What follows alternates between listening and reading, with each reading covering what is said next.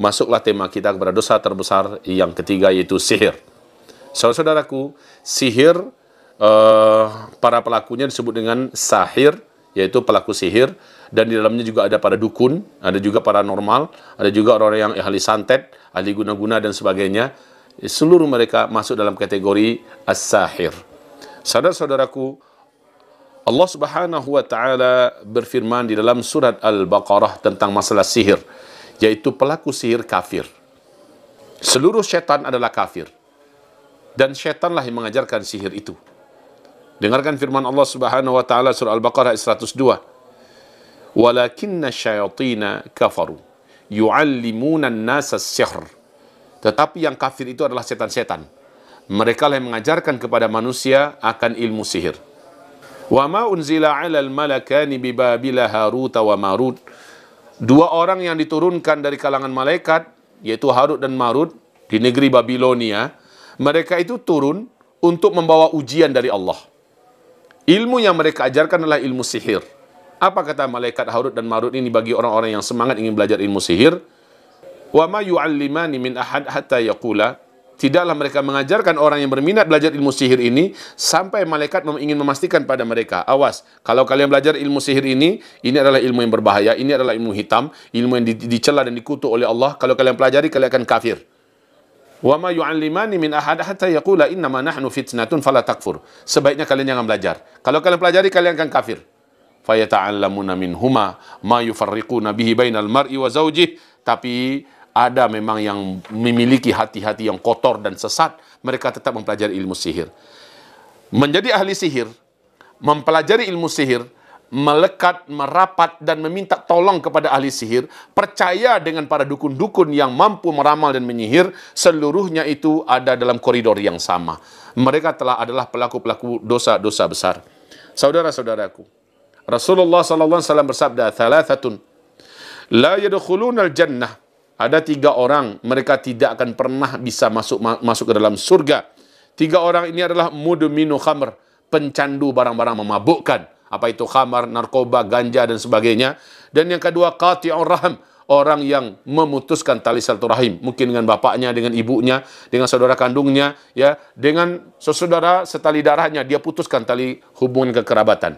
Dan yang keempat adalah, yang berikutnya adalah wa musaddiqun bisihr, orang yang percaya dengan para dukun, orang yang percaya dengan ramalan, orang yang percaya dengan ahli sihir, bahkan minta tolong dan minta diajari, minta dipraktekkan, minta dikerjakan. Masya Allah, ini seluruhnya orang-orang tidak akan bisa dimasukkan ke dalam surga. Demikian sabda Rasulullah Sallallahu Alaihi Wasallam. Saudara-saudaraku yang kami muliakan, sebagaimana secara marfu' Abdullah ibnu Mas'ud juga meriwayatkan dari Rasulullah Sallallahu Alaihi Wasallam, Inna ruqa wa tamaima wa tiwala tasyirkun. Sesungguhnya tiwalah, ruqa, yaitu jampi-jampi, bacaan-bacaan yang mengundang bantuan jin dan syaitan, atau yang bisa memberikan pengaruh negatif sesuatu, sesungguhnya jampi-jampi tersebut. Wat tamaim, dan juga tamaim. Tamaim itu jamak daripada tamimah. Tamimah itu adalah sesuatu benda yang digantungkan di leher, yang digantungkan di pinggang, ya, yang disematkan di pergelangan kaki atau di tangan kepada diri kita, kepada anak-anak kita, dan dianggap ini akan bisa menjadi pemancing rezeki, melindungi kita dari segala keburukan, atau digantungkan di rumah, digantungkan di mobil, ditanamkan di mana, di kebun kita, di rumah kita untuk menjaga dan pelindung. Ini semua adalah syirik, ya. Adalah syirik kata Rasulullah. Dan tiwalah juga demikian.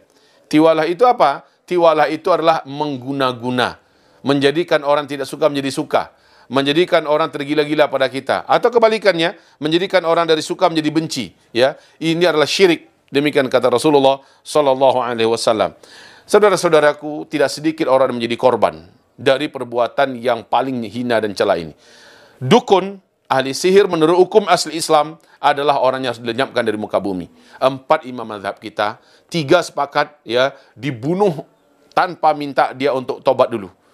Tapi Imam Abu Hanifah berbeda sendiri. Kata Imam Abu Hanifah, setelah berhasil menangkapnya, para dukun ini, para ahli sihir ini, para peramal ini, orang-orang yang menyampaikan risalah-risalah yang berkaitan dengan masalah dunia hitam ini, black magic ini, dan sebagainya. Setelah dia ditangkap, kata Imam Abu Hanifah, suruh dia tobat. Kalau dia sudah tobat, barulah dibunuh.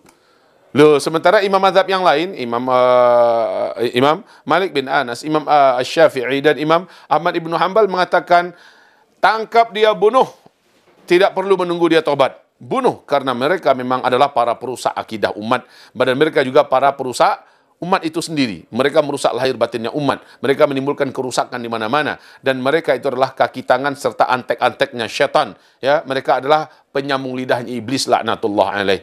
Demikian saudaraku, maka jangan pernah coba-coba ingin belajar ilmu-ilmu macam ini. Ya, jangan pernah percaya kepada ramalan-ramalan dan para dukun-dukun. Jangan pernah percaya dan jangan pernah menerima satu pun saja orang-orang yang memiliki keyakinan tersebut ingin tinggal bersama kita atau ingin menjadi menantu kita atau ingin bekerja dengan kita kecuali dengan niat dia ingin belajar Islam yang benar. Baru boleh kita terima dia, ya. Saudaraku, berhati-hati, karena kata Rasulullah SAW, bila ada orang memiliki keyakinan yang masih syirik kepada Allah Subhanahu Wa Taala atau melakukan perbuatan syirik kepada Allah Subhanahu Wa Taala seperti kepada sihir tadi, dukun masih suka berdukun-dukun, maka selama dia tinggal di rumah itu, walaupun dia tidak melakukan perbuatan syirik, tapi dia tinggal seatap dengan orang yang musyrik, seluruh amal solehnya Allah tidak terima. Amal ibadahnya, puasanya, zakatnya, hajinya, umrohnya, sedekahnya, zikirnya, semuanya tidak diterima oleh Allah. Dia dianggap oleh Allah tidak pernah melakukan amal soleh. Sebab dia masih tinggal seatap dengan orang yang melakukan perbuatan syirik. Saudaraku, jangankan masih seatap. Satu kampung dan masih terlihat oleh orang musyrik lampu kita, dan lampu dia masih terlihat oleh kita, dianggap kita sudah tidak lagi layak untuk diakui oleh Nabi Muhammad sebagai umatnya. Harus saling berjauhan mereka ini. Masya Allah. Semoga apa yang saya sampaikan menimbulkan kesan yang kuat bagi kita untuk takut kepada Allah Subhanahu Wa Taala. Barakallahu fina fikum. Subhanakallahumma bihamdika. Asyhadu an la ilaha illa anta. Astaghfiruka wa atubu ilaik. Wabillahi taufiq wal hidayah. Kita berjumpa dalam sesi hari keempat kita di serial yang keempat dari dosa-dosa besar. Besok insya Allah. Assalamualaikum warahmatullahi wabarakatuh.